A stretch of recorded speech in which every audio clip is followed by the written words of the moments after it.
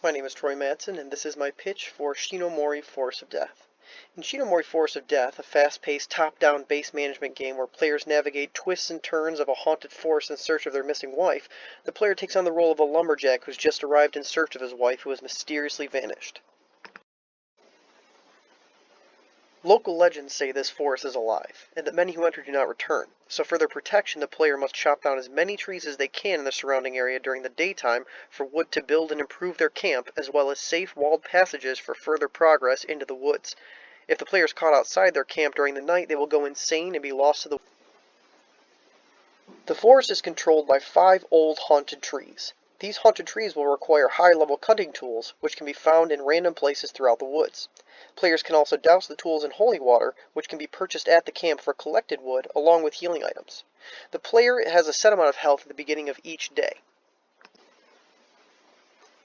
They must avoid the traps left in the forest by the haunted trees, and end their day by returning to the base before their health reaches 0. There are 3 different types of traps employed by the trees: splinters, snags, and widowmakers. While splinters and snags are manageable conditions, widowmaker branches have the potential to remove large chunks of the player's health.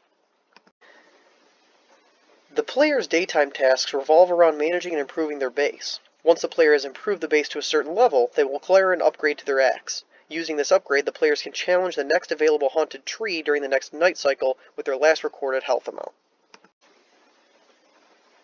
If the players are successful in defeating these trees, they will unlock a new area of the forest, plagued with traps from new haunted trees, as well as the materials necessary to further improve their base. The antagonizing forces in this game come in the form of traps from the haunted trees, as well as the haunted trees themselves.